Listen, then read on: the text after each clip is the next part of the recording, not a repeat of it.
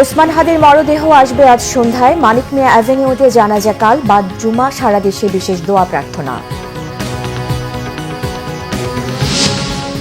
হাদি হত্যার বিচারের দাবিতে শাহবাগে বিক্ষোভ, ধানমন্ডি ৩২, প্রথম আলো, ডেইলি স্টার, ছায়ানটে ভাঙচুর, আইনশৃঙ্খলা বাহিনীর চেষ্টায় নিয়ন্ত্রণে। দৃষ্টান্তমূলক বিচার হবে হাদির খুনিদের, বলেছেন প্রধান উপদেষ্টা। কাউকে হঠকারী সিদ্ধান্তে না জড়ানো ও ধৈর্য ধারণের আহ্বান। দেখছিলেন ক্রাউন 7 সংবাদ শিরোনাম, এবার বিস্তারিত। সন্ধ্যায় দেশে আনা হচ্ছে দুর্বৃত্তদের গুলিতে নিহত ইনকিলাব মঞ্চের মুখপাত্র শরীফ ওসমান হাদির মরদেহ। বাংলাদেশ বিমানের একটি ফ্লাইটে করে তার মরদেহ দেশে আনা হবে। স্থানীয় সময় বিকাল ৩টা৫০ সিঙ্গাপুর থেকে ফ্লাইটটি রওনা হবে এবং ঢাকায় পৌঁছাবে আনুমানিক সন্ধ্যা ৬টা৫। এর আগে সিঙ্গাপুরের অ্যাঙ্গুইলা মসজিদে তার প্রথম জানাজা হবে এবং কাল শনিবার ঢাকার মানিক মিয়া অ্যাভিনিউতে হবে দ্বিতীয় জানাজা। এর আগে বৃহস্পতিবার রাতে সিঙ্গাপুরে চিকিৎসাধীন অবস্থায় মারা যান ওসমান হাদি। ইনকিলাব মঞ্চের আহ্বায়ক হাদি ঢাকা ৮ আসনের স্বতন্ত্র প্রার্থী হিসেবে নির্বাচনী প্রচারণা চালাচ্ছিলেন।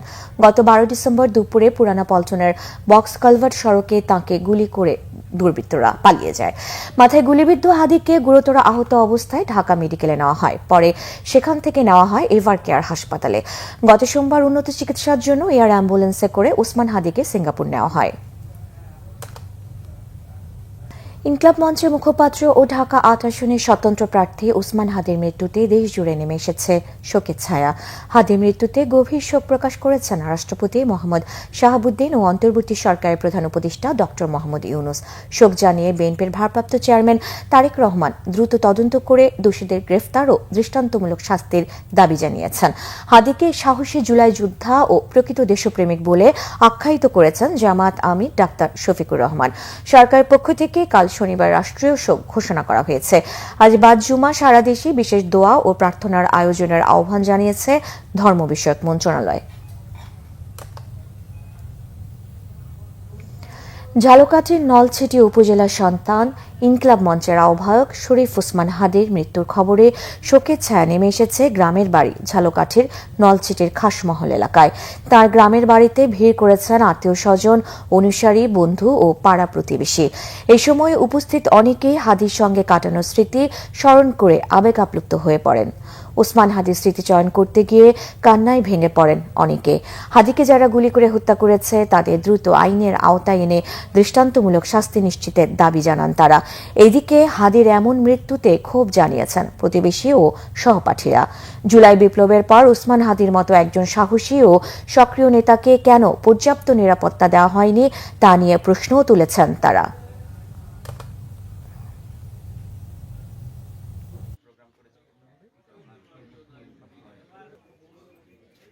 ওসমান হাদির যে হত্যাকাণ্ডের যে ঘটনা ঘটাইছে, মূল অপরাধীকে আইনের আওতায় এনে আমরা বিচারের মুখোমুখি করার জন্য সরকারকে আমরা দাবি জানাচ্ছি। যতক্ষণ পর্যন্ত এই হাদির বিচার করা না হবে, ওসমান হাদির হত্যাকারীকে বিচার করা না হবে, ততক্ষণ পর্যন্ত আমরা কোনোভাবেই থামবো না। আমাদের কোনোভাবেই সান্ত্বনা দেওয়ার মতো না, কারণ আমরা যে হাদিকে হারাইছি, এই হাদি এই ৫৫ বছরও কোনোদিন জন্ম নেয় নাই, আর ৫৫ বছর পরও জন্ম নেবে কিনা জাতির কাছে আমরা প্রশ্ন রাখলাম যে আসলে এর মতো হাদি আর হবে কিনা। ইনকিলাব মঞ্চের আহ্বায়ক শরীফ ওসমান হাদি হত্যার বিচারের দাবিতে রাজধানীর শাহবাগে অবস্থান নিয়ে বিক্ষোভ চালিয়ে যাচ্ছে ছাত্র জনতা। রাতভর বিক্ষোভের পর ভোর ৭টার দিকে শাহবাগে জড়ো হতে শুরু করে বিক্ষুব্ধ ছাত্র জনতা। ইনকিলাব মঞ্চ, জুলাই ঐক্য, এনসিপি সহ জুলাই আন্দোলন সংশ্লিষ্ট সংগঠনগুলো নেতাকর্মীরা অংশ নিচ্ছেন এতে। হাদির হত্যাকারীদের দূত স্বরাষ্ট্র উপদেষ্টার পদত্যাগ, ফ্যাসিস্ট আওয়ামী লীগ নেতাকর্মীদের গ্রেফতার, ভারতের আধিপত্যবাদের প্রতিবাদে স্লোগান দিচ্ছে তারা। আন্দোলনকারীরা জানিয়েছেন হাদি হত্যার সুষ্ঠু বিচার এবং জড়িতদের দৃষ্টান্তমূলক শাস্তি না হওয়া পর্যন্ত তারা রাজপথ ছাড়বেন না।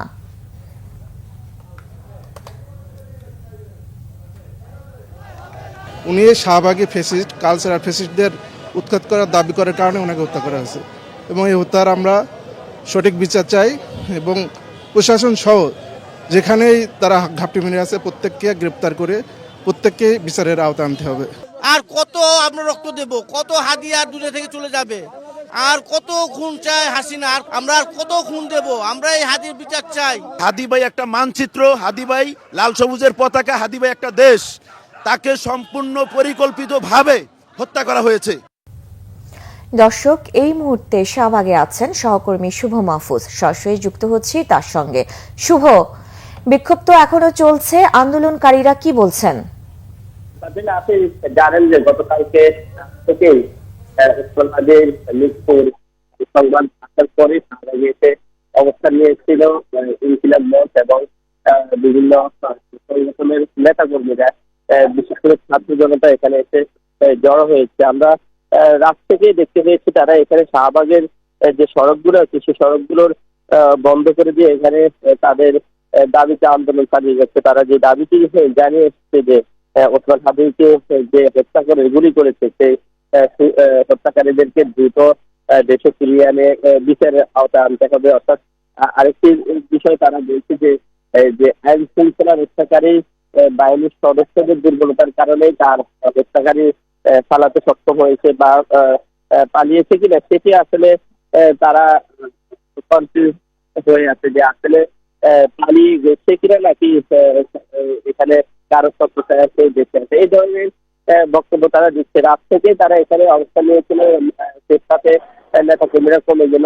সকালের পর ক্রমান্বয়ে নেতা কর্মীরা বাড়তে শুরু করেছে। আমরা যখন এসেছি এখন যে নেতা কর্মীরা এখানে ছাত্র জনতা রয়েছে তার থেকে আরো কম ছিল কিছুক্ষণ আগে। অর্থাৎ সময় যত গড়াচ্ছে ততই তারা এখানে বিক্ষুব্ধ জনতার স্থিতি বাড়ছে। আমরা এই শাহবাগের চারপাশের যে সড়কগুলো রয়েছে, শাহবাগ থেকে বা সাইকেলের যে সড়কটি বা শাহবাগ থেকে বিশ্ববিদ্যালয়ের যে সড়কটি অথবা শাহবাগ থেকে বাংলাদেশের সড়কটি, প্রত্যেকটি সড়কের চারপাশে তারা অবস্থান নিয়েছে, কারণ বন্ধ করে দিয়েছে সড়কটি। তাদের এই আন্দোলন কতক্ষণ চলবে, কতক্ষণ পর্যন্ত এই কর্মসূচি আসলে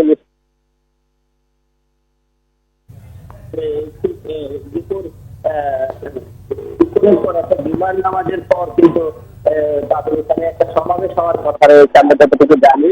কিন্তু এই কর্মসূচি কতক্ষণ চলবে, কতক্ষণ পর্যন্ত থাকবে সেই বিষয়ে সুনিশ্চিত এখনো কিছু বলতে পারছে না। তাদের একটাই দাবি যে শরীফ ওসমানের যে হত্যাকারী তাকে অবশ্যই যে কোনো ভাবে গ্রেফতার করতে হবে বা বিচারে আনতে হবে। একই সাথে ভারতীয় আধিপত্যবাদের সাথে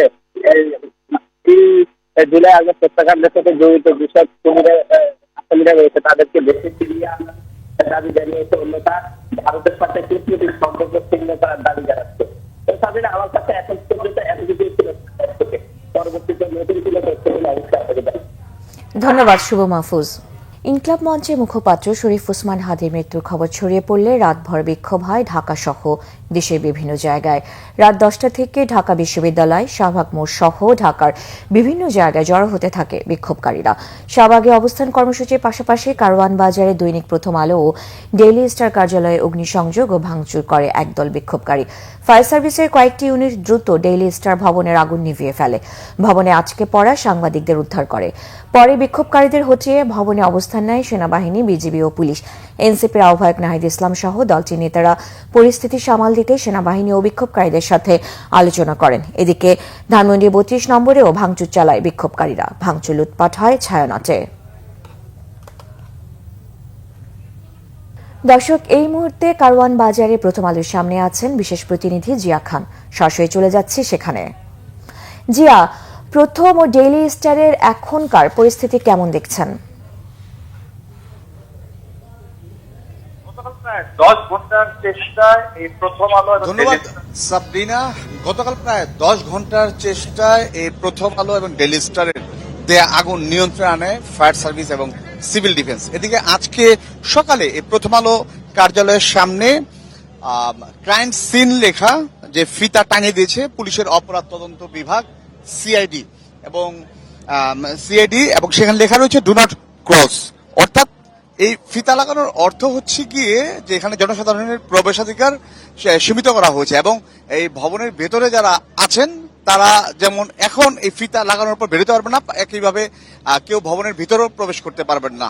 এবং সিআইডি ক্রাইম সিন ইউনিট এখান থেকে আলামত সংগ্রহ করবেন। তো আমরা যতটুকু জানতে পেরেছি যে সিআইডি টিম তারা আসছেন এবং তাদের যে কেমিক্যাল এক্সপার্ট যারা রয়েছেন তারা কিছুক্ষণের মধ্যে আসবেন এবং এখানে এসে তারা আলামত সংগ্রহ করবেন। এছাড়া এখানে পুলিশের যারা বেশ কিছু স্তরের কর্মকর্তা তারা এসে ঘুরে গিয়েছেন, ভবনটি তারা দেখেছেন এবং প্রদক্ষিণ করেছেন। তো সাব্বিনা, এখন পর্যন্ত এখানে যে আপনার মাধ্যমে দর্শকরা নিশ্চয়ই প্রথম আলো যে কার্যালয়ে যে ভবনটি দেখতে পাচ্ছি, যেটি সম্পূর্ণ আগুনে একদম দগ্ধ করা হয়েছে, পাশাপাশি ভাঙচুর যে করা হয়েছে সেটি দেখা যাচ্ছে। তবে এখন পর্যন্ত কিন্তু এই এলাকাটিতে আইন শৃঙ্খলা বাহিনীর যেমন উপস্থিতি রয়েছে, পাশাপাশি সাধারণ যারা মানুষ তারা এসে অনেক উৎসুক মানুষ এসে ভিড় করেছেন। তবে রাষ্ট্রের বিভিন্ন ধরনের সুশীল প্রতিনিধির পক্ষ থেকে অনেকে আসছেন, এসে তারা নিন্দা জানাচ্ছেন। তবে আমরা যতটুকু জানতে পেরেছি যে এই আগুনের ঘটনার যে তদন্ত সেটা সিআইডি ক্রাইম সিন ইউনিট পাশাপাশি ফায়ার সার্ভিসের পক্ষ থেকেও সেটা করা হচ্ছে। তারাও আগুন লাগার পেছনে কারণ কি অনুসন্ধান করছেন এবং আলামত সংগ্রহের চেষ্টা করছেন। সাবরিনা, ধন্যবাদ জিয়া। হাদির মৃত্যুতে শোক জানিয়ে সবাইকে ধৈর্য ধরতে বলেছেন প্রধান উপদেষ্টা প্রফেসর ডক্টর মোহাম্মদ ইউনূস। আহ্বান জানিয়েছেন কাউকে হঠকারী কাজে না জড়াতে। হাদির মৃত্যু সংবাদের পর জাতির উদ্দেশ্যে তাৎক্ষণিক ভাষণে ডক্টর ইউনূস বলেন, ওসমান হাদির মৃত্যুর শোককে শক্তিতে পরিণত করতে হবে। নাগরিকের প্রতি আন্তরিক আহ্বান জানাচ্ছি, আপনারা ধৈর্য ও সংযম বজায় রাখুন। আইন শৃঙ্খলা রক্ষাকারী বাহিনী ও সংশ্লিষ্ট সংস্থাগুলোকে পেশাদারিত্বের সঙ্গে তদন্ত কার্যক্রম পরিচালনা করে সুযোগ দিন। রাষ্ট্র আইনের শাসন প্রতিষ্ঠায় সম্পূর্ণরূপে প্রতিশ্রুতিবদ্ধ। আগামী দিনগুলোতে আমাদের সবাইকে ধৈর্য, সংযম, সাহস ও দূরদর্শিতার সঙ্গে এগিয়ে যেতে হবে, যাতে নির্বাচন ও গণতন্ত্রের শত্রু ফ্যাসিস্ট সন্ত্রাসী অপশক্তিকে চূড়ান্তভাবে পরাজিত করা যায়।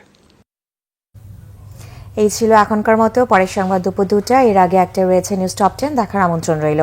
এছাড়া বাংলা ভিশন সংবাদ ও সংবাদ সংশ্লিষ্ট অনুষ্ঠান দেখতে ভিজিট করুন www.vvnews24.com ও facebook.com/banglavisionnews এবং সাবস্ক্রাইব করুন youtube.com/banglavisionnews। ধন্যবাদ।